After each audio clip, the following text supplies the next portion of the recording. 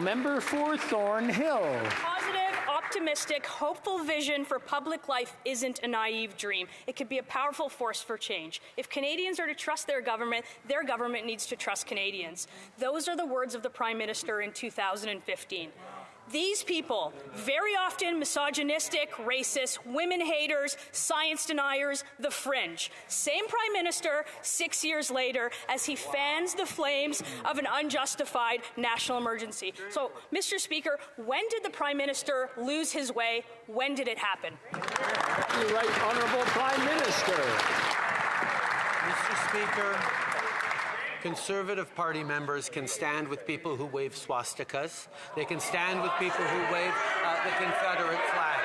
We will choose to stand with Canadians who deserve to be able to get to their jobs, who be able to get their lives back. These illegal protests need to stop, and they will, Mr. Speaker.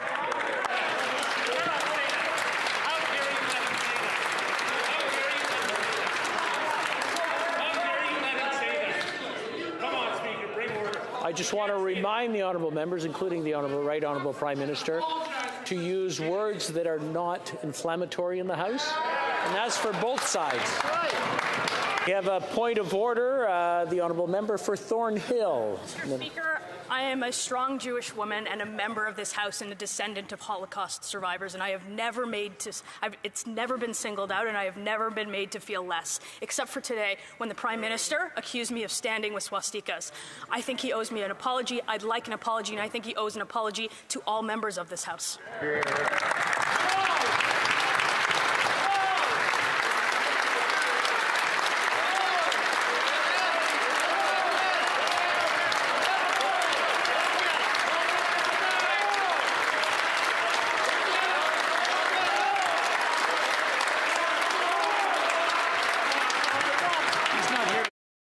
Member for Sturgeon River Parkland. Mr. Speaker, I've never seen such shameful and dishonourable remarks coming from this Prime Minister. My great-grandfather flew over 30 missions over Nazi Germany.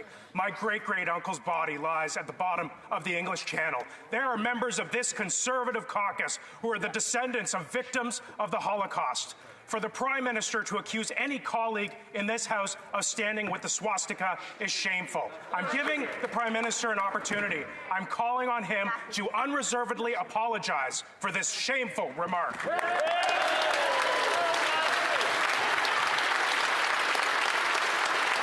Right Honourable Prime Minister. Mr. Speaker, Canadians deserve their freedoms back. Mr. Speaker, these illegal blockades that have continued to interfere with people's livelihoods, to interfere with people's daily lives, I have to interrupt the Honourable Prime Minister, so ask everyone to calm down so we can hear the answer.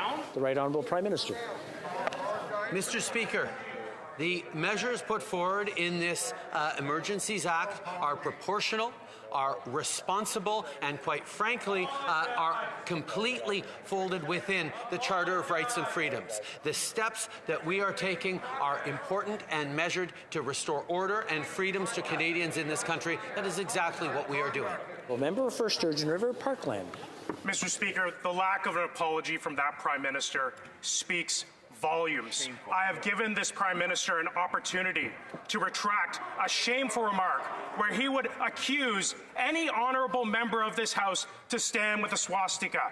As I said before, we have colleagues who are the descendants of victims of the Holocaust. I'm giving the Prime Minister one more chance. Will he apologize to all members of this House? The Right Honourable Prime Minister.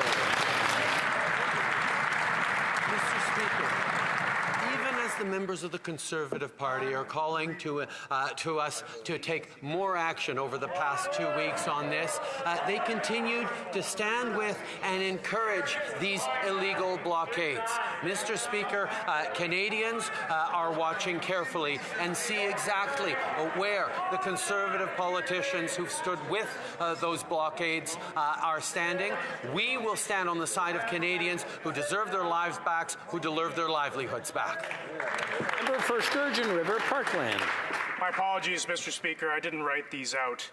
But the fact is, I don't know how any member of the government caucus can stand by this Prime Minister when he accuses honourable members of this House of standing with a swastika. I'm calling on all members of the Liberal caucus to denounce the Prime Minister. I have given him 2 chances to apologize. He has refused to apologize. Mr. Prime Minister, apologize.